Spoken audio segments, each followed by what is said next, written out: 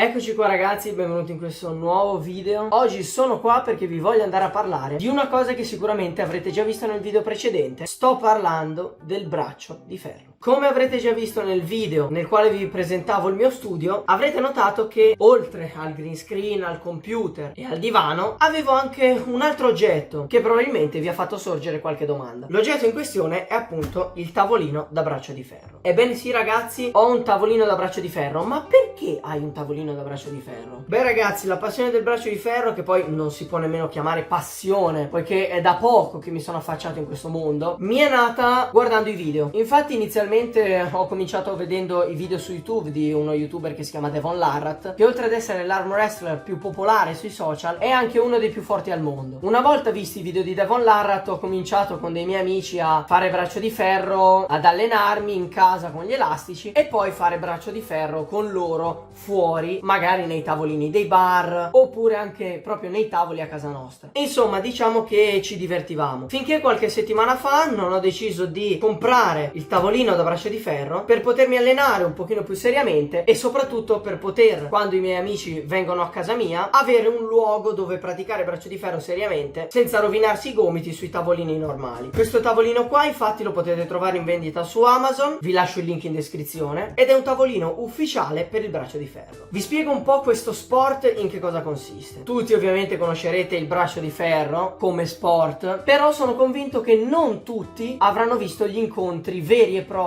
di questo sport. La maggior parte delle persone infatti si limita a praticare questo sport nei bar, tra amici, facendo delle prove di forza, quindi senza averlo mai osservato da vicino. Ecco, io oggi sono qua per spiegarvi un po' le regole e per sfatare alcuni miti del braccio di ferro da strada. Per prima cosa, quali sono le regole del braccio di ferro? Il primo mito da sfatare è appunto il non si può piegare il polso mentre fai braccio di ferro. Cazzata assurda. Il polso nel braccio di ferro si può piegare solo dopo che l'arbitro ha avviato l'incontro. Infatti si parte in posizione neutra per poi dopo il via andare a piegare il polso e a portare l'avversario, ovviamente come nel braccio di ferro da strada, in posizione di sconfitta. Un altro mito da sfatare è il non si può muovere il corpo durante il braccio di ferro. Assolutamente falso. Il braccio di ferro non consiste solo in questo, ma anche nell'andare a usare il corpo per sconfiggere l'avversario. Abbiamo anche un terzo mito da sfatare, ovvero quello del non ci si può reggere al tavolino mentre si fa braccio di ferro. Altra cavolata, è obbligatorio reggersi al tavolino. Se durante un incontro uno dei due avversari stacca la mano dalla maniglia, è considerato come fallo. Esatto, nel braccio di ferro ci sono i falli, ovvero quando si esce dal cuscinetto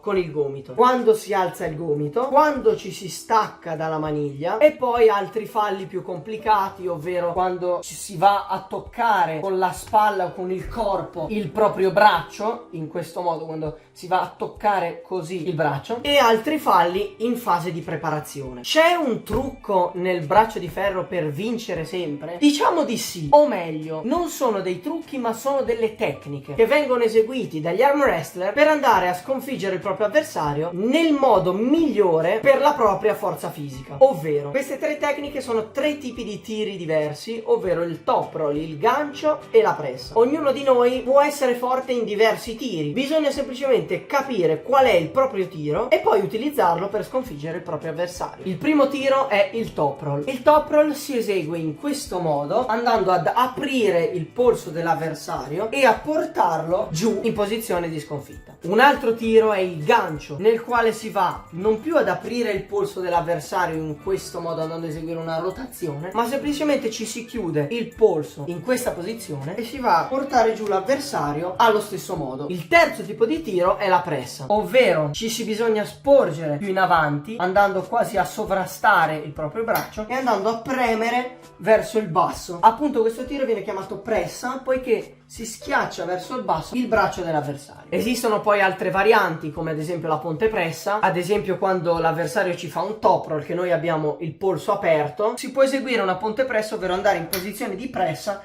e tirare col polso aperto. Ovviamente questi tiri vanno prima praticati, poiché alcuni possono risultare anche pericolosi per le articolazioni. Un esempio è appunto la ponte pressa. Se praticata in malo modo può andare a rompere il nostro braccio. Attenzione, perché quando si pratica il braccio di ferro, le persone che sono alle prime armi spesso commettono un errore che può anche costargli il braccio. Quando siamo in posizione di sconfitta, che stiamo per perdere, non dobbiamo per nessun motivo andare a muoverci in direzione opposta al movimento del nostro braccio, poiché potrebbe succedere che l'avversario, se è molto forte, ci spezzi il braccio. Cosa dobbiamo fare quindi? Invece che andare a opporci, dobbiamo andare a seguire. Quindi se l'avversario ci spinge verso il basso, non faremo questo. L'avversario ci spinge, noi faremo questo, ovvero ci andremo a girare, a mettere in linea con il cuscinetto. Questo è anche uno dei motivi per cui la ponte pressa è pericolosa, poiché noi andiamo a metterci in questa posizione. In poche parole, bisogna saperla fare. I tiri più utilizzati infatti sono top roll e gancio. Andiamo adesso invece a vedere alcune specifiche del tavolino, ovvero come è fatto. Abbiamo i cuscinetti per i gomiti, poi abbiamo i cuscinetti invece per la mano quando ovviamente andiamo a perdere o a vincere, e poi le due maniglie per tenersi. Ovviamente si può tirare sia di destro che di sinistro, andando semplicemente a switchare i vari componenti del tavolo. Adesso siamo in posizione di tiro con il braccio sinistro. Per andare a metterci in posizione di tiro col braccio destro basterà semplicemente andare a invertire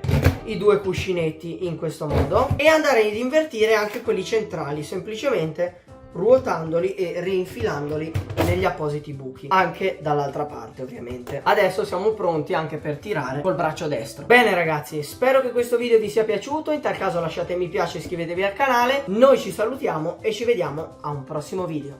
Ciao!